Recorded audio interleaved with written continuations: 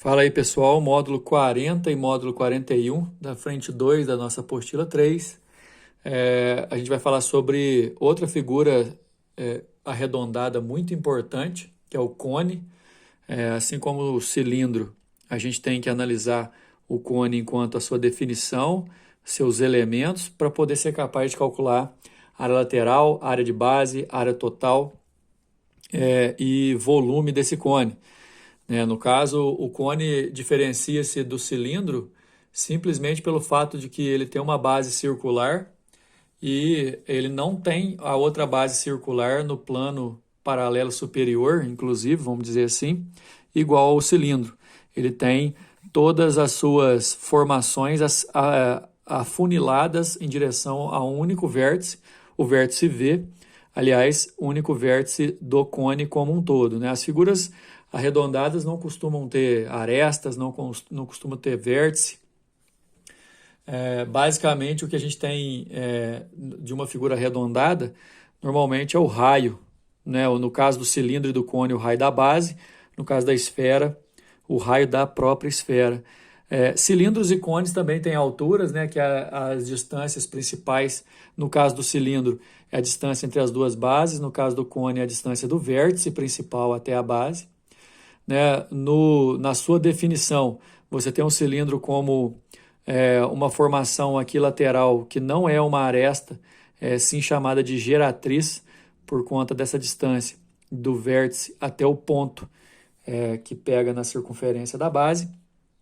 A questão é que a gente está vendo aqui, por exemplo, na figura um cone oblíquo, mas na verdade o cone que vai fazer parte mesmo do nosso trabalho é o cone reto. Seja um cone oblíquo ou reto, a gente tem que dar uma analisada aí nos seus elementos. V é o vértice do cone, gama representa o círculo que forma a base do cone. Também é exemplo do cilindro, a gente não vai ter muita dificuldade de identificar a base de um cone, porque a base do cone sempre é um círculo. A distância do vértice até a base, que a gente chama de H, é exatamente a altura desse cone. A gente tem R como se fosse o raio da base desse cone. E qualquer segmento, qualquer medida que você encontrar do vértice até a borda da circunferência da base é chamada de geratriz. O cone vai ser considerado reto quando o eixo que compreende o seu vértice forma 90 graus com a sua base, exatamente igual a esse cone que vocês estão vendo na figura. Cone circular ou de base circular e reto vai ser o nosso principal cone, nosso principal estudo. E aí tem uma característica importantíssima.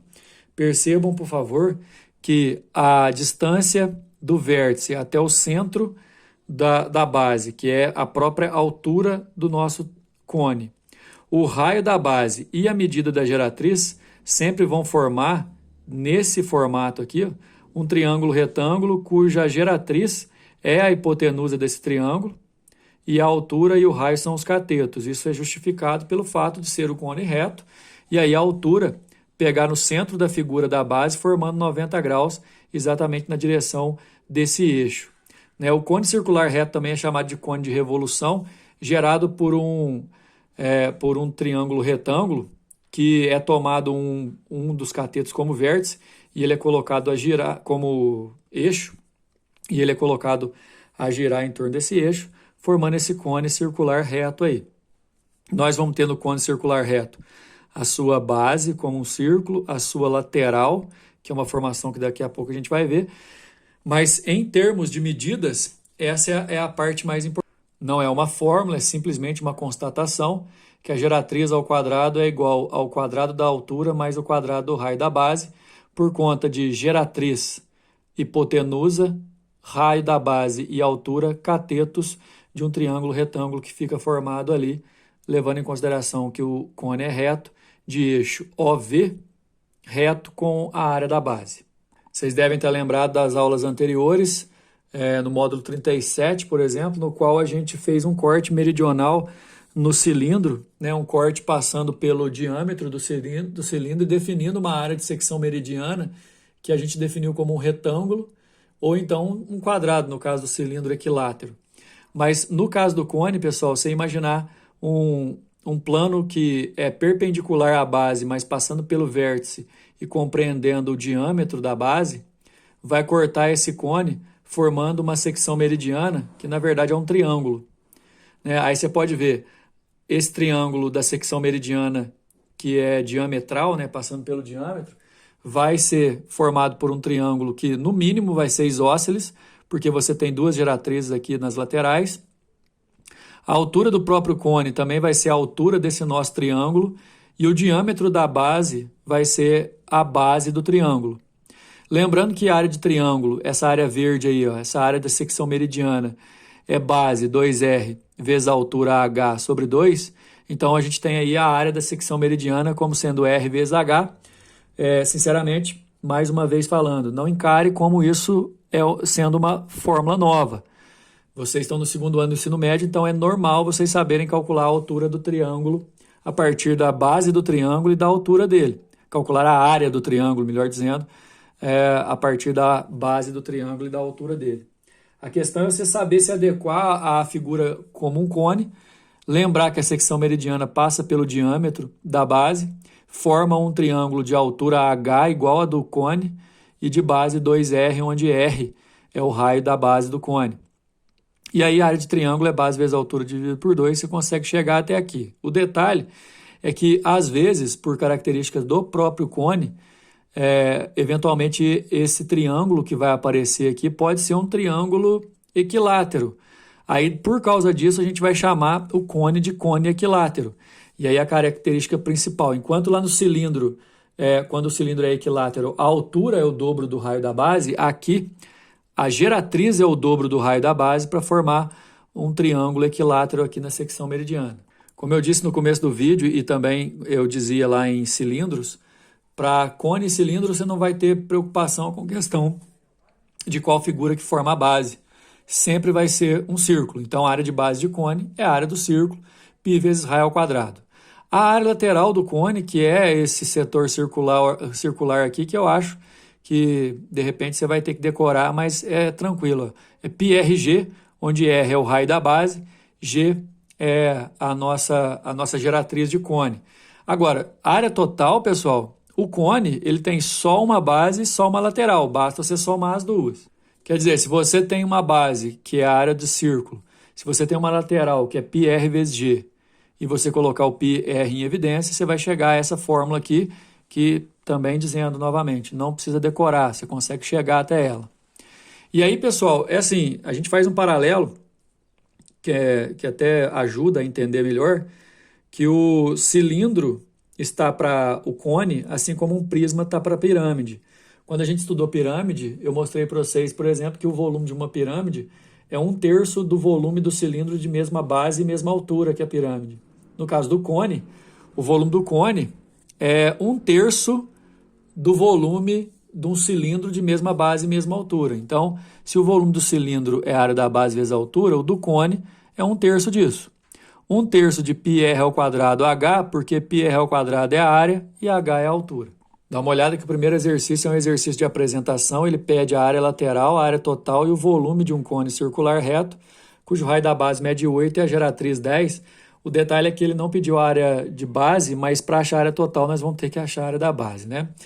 Bom, a primeira coisa é você imaginar ou desenhar esse cone para você poder enxergar o raio da base, a geratriz e a altura por dentro aqui, já que é um cone circular reto, a altura vai fazer parte aqui do eixo principal do cone, formando assim H, raio e geratriz, um triângulo retângulo de hipotenusa 10, cateto 8, portanto o outro cateto vai acabar sendo 6.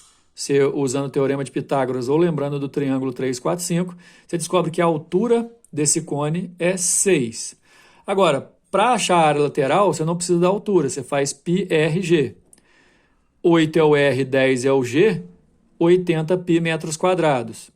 Para calcular a área da base, você também não precisa da altura, você faz π vezes raio ao quadrado. Aí π vezes raio ao quadrado dá 64 π, a área da base, a área lateral 80 π, você soma as duas, a área total. Para calcular o volume eu preciso da altura, então a gente já calculou a altura aqui, vale 6 no triângulo retângulo. E aí, nesse caso, pessoal, 1/3 da área da base vezes a altura vai dar 1/3 de π vezes raio ao quadrado vezes a altura, que é 6. Você simplificando 6 com 3 aqui dá 2. 2 vezes 64 dá 128 π metro cúbico, é a nossa área, é o nosso volume de cone. Número 2 é um exercício interessante, pessoal, porque ele mistura cilindro e cone na mesma questão. Olha só. Um vasilhame na forma de cilindro circular reto de raio de base 5 cm e altura 30 está parcialmente ocupado por 625 π centímetros cúbicos de álcool, igual está aqui. Suponha que sobre o vasilhame seja fixado um funil na forma de um cone circular reto de raio de base 5. Repara, ó, que o raio da base do cilindro e do cone são os mesmos, ó. E aí vai encaixar certinho. E a altura 6, de acordo com a figura, olha lá. Conjunto, como mostra a figura 2, é virado para baixo, sendo h a distância da superfície do álcool até o fundo do vasilhame. Esse hzinho aqui.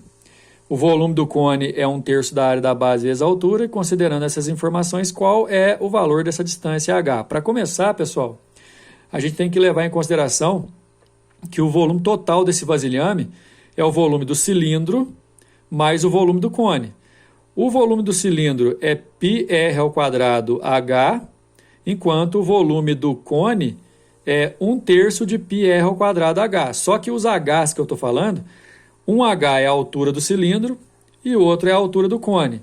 Então, se eu calcular aqui, ó, 25 vezes 30, π, que é o volume do cilindro, aqui vai dar 3 vezes 25 π, que é o volume do cone, somando tudo, essa figura como um todo, dá 800 π de volume. Seja ela virada com o cone para cima ou com o cone para baixo, 800 π é o volume. Mas vamos lembra quanto de álcool que tinha lá? 625 π. Se eu virar o fundo do vasilhame, que é a parte superior depois de ter sido virado, em centímetro cúbico, vai ser o volume dado por π vezes 5 ao quadrado vezes h, que é esse volume aqui que está vazio, ó, certo? 800 π menos 625, ó, 800 π é o volume total. 625 é o volume verde. Se eu fizer 800 π menos 625, que é o volume verde, eu vou descobrir o volume dessa parte vazia, que automaticamente também é o volume da parte vazia do lado de cá, certo? Esse volume vazio é um cilindro de altura h e raio 5. Por isso que aqui está, ó, πr ao quadrado h, onde h é a altura do cilindro vazio, igual a diferença entre os dois volumes. Aqui vai dar 25πh, enquanto aqui dá 175π. Você pode cortar o π, fica 25h igual a 175. Passou dividindo, o h dá 7, letra B. Número 3. Número 3. Prato da culinária japonesa, o temaki é um tipo de sushi na forma de cone, enrolado externamente com nori, uma espécie de folha feita a partir de algas marinhas, recheado com arroz, peixe cru, ovas de peixe, vegetais e uma pasta de maionese e cebolinha. Um temaki típico pode ser representado matematicamente por um cone circular reto, em que o diâmetro da base mede 8 e a altura 10. Sabendo que em um temaki típico de salmão, o peixe corresponde a 90% da massa do seu conteúdo, do seu recheio, qual a densidade do salmão, que a densidade do salmão é 0,35 gramas por centímetro cúbico, e tomando π igual a 3, a quantidade aproximada de salmão em gramas nesse temaki é D. Bom, para achar a massa de salmão, a gente vai usar a densidade, mas a gente também precisa do volume, dá uma olhada. Primeiro a gente vai considerar o cone, de acordo com o que o exercício está comentando, de diâmetro 8, portanto o raio da base 4, enquanto a altura é 10. Tudo aqui em centímetro para o volume sair em centímetro cúbico. Nesse caso, pessoal, a primeira coisa a se fazer é o volume total desse cone aí. 1/3 da área da base vezes a altura, 1/3 de πr ao quadrado h, o r vale 4, porque o diâmetro é 8, e a altura 10. Resolvendo aqui, a gente usando π igual a 3, vai dar 16 vezes 10, 160 centímetros cúbicos, é o volume total do nosso cone. Só que lembra, o salmão ocupa 90% disso. Então, para calcular 90% do volume total, eu tenho que calcular 90% de 160, que dá 144. Ou seja, o volume de salmão nesse temaki, 144. ok? E aí, por exemplo, se a densidade dele é 0,35 gramas por centímetro cúbico, eu faço densidade igual a massa sobre volume, a densidade eu tenho 0,35. O volume eu acabei de achar, 144. Se eu multiplicar cruzado, densidade vezes volume me dá a massa, que é 50,4 gramas, que é a nossa resposta da letra D. Número 4. Depois de encher de areia um molde cilíndrico, uma criança virou sobre uma superfície horizontal.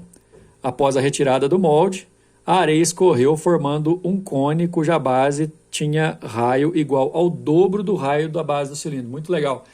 Ela tentou formar um cilindro de areia, a areia acabou escorregando, formando um cone, na verdade, cuja a base tem o dobro da área. Desculpa, gente, a base tem o dobro do raio. Mas acontece que vai ter uma altura menor, né? O detalhe é que os dois volumes são iguais, porque a quantidade de areia que tem aqui também.